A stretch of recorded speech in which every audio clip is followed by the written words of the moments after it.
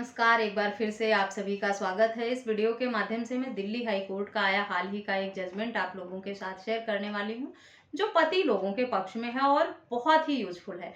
Maintenance और alimony को लेकर ये फैसला पति लोगों को बहुत राहत देने वाला है। इस मामले में हाई कोर्ट ने सुनवाई करते हुए ये साफ शब्दों में कहा है कि ऐसी महिला, ऐसी पत्नी जो पढ़ी लिखी है, नौकरी करने का अनुभव है उसे, वो पति से भरण पोषण लेने के लिए खाली बेरोजगार नहीं बैठ सकती और ऐसी पत्नी अपने पति से भरण पोषण पाने की हकदार भी नहीं है। इसी तरह की टिप्पणी करते हुए इस मामले में पत्नी को मेंटेनेंस देने से इनकार कर दिया कोर्ट ने, क्योंकि कोर्ट को ये लगा कि पत्नी सक्षम है कमाने में, पढ़ी लिखी है, इससे पहले उसने नौकरी भी की है कुछ समय। बेशक वर्तमान में वो नौकरी नहीं कर रही है, लेकिन वर्तमान में नौकरी ना करना कोर्ट को लगा कि पत्नी पति से मेंटेनेंस पाने के लिए ऐसा कर रही है, जो कि अधिकतर मामलों में होता है कि जब पति पत्नी का विवाद शुरू हो जाता है तो पत्नियां नौकरी छोड़ देती हैं। कई बार पति भी छोड़ते हैं कि मुझे मेंटेनेंस ना देना पड़े, अपने आप को जॉबलेस दिखा देते हैं और ऐसे ही पत्नियां मेंटेनेंस लेने के लिए अपने आप को जॉबलेस दिखाती हैं। लेकिन कोर्ट को ये लगा कि जो पत्नी शादी के बाद नौकरी कर चुकी है या शादी से पहले नौकरी की है, वो बाद में भी कर सकती है और अच्छी पढ़ी लिखी है, अच्छा कमा सकती है, अच्छा वर्क एक्सपीरियंस है उसको, हाईली क्वालिफाइड है, तो फिर पति से भरण पोषण करने लेने के लिए बेरोजगार क्यों बैठी है? उसे खुद कमाकर अपना गुजर बसर करना चाहिए। इस तरह का तर्क देते हुए इस मामले में हाई कोर्ट ने फैसला सुनाया है और पत्नी की जो मेंटेनेंस की मांग थी उस याचिका को खारिज कर दिया है कोर्ट ने। पत्नी ने इस मामले में 3,25,000 रुपए प्रति माह मेंटेनेंस की मांग की थी। शादी इंडिया में हुई थी। शादी के तुरंत बाद पति पत्नी दोनों सिंगापुर रहने चले गए थे और शादी के 2 साल बाद उनके बीच में अलगाव हुआ और इस तरह के आरोप लगाकर मामला दर्ज कराया गया।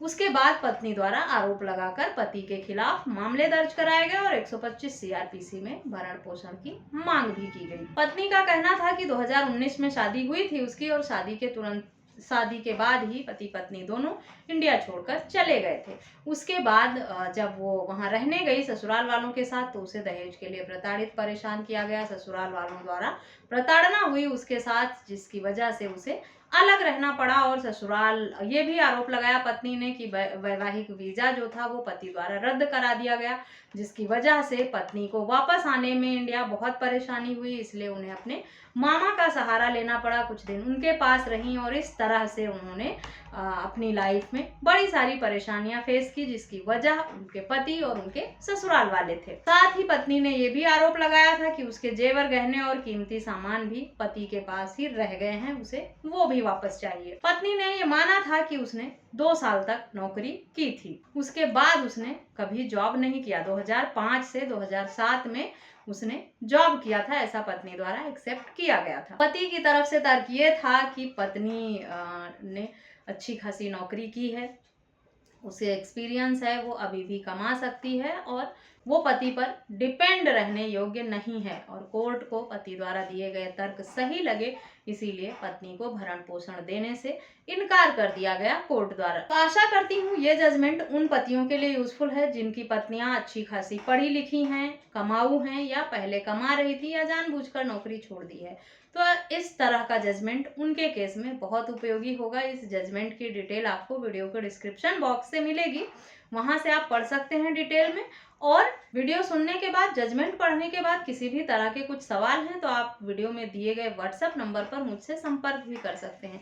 एक चीज मैं और भी क्लियर करना चाहूंगी इस वीडियो में कि अगर मैं किसी भी वीडियो में जजमेंट का लिंक नहीं दे पाती हूँ, तो कई बार ऐसा भी होता है कि मैं जजमेंट का लिंक डिस्क्रिप्शन में डालती हूँ लेकिन वो विजिबल नहीं होता है या किसी भी वजह से वो सेव नहीं हो पाता है। कुछ टेक्निकल एरर की वजह से कई बार स्किप हो जाती हैं चीज़ें, या कई बार ऐसा होता है कि न्यूज सोर्स ही मेरे पास भी होती है जिसे पढ़कर मैं आप लोगों तक पहुंचाने का प्रयास करती हूं। हर मामले में जरूरी नहीं है कि जजमेंट हाई कोर्ट का या सुप्रीम कोर्ट का जो भी है वो पीडीएफ के रूप में ही या केस टाइटल और नंबर के साथ ही आप लोगों तक मैं पहुंचा पाऊं। जब भी आपको डिटेल जाननी हो वीडियो की कि किस सोर्स से मैंने बनाया है, जजमेंट है या कोई न्यूज सोर्स है, तो उसके लिए आपको मुझे मैसेज या कमेंट करके पूछने की ज़रूरत नहीं पड़नी चाहिए।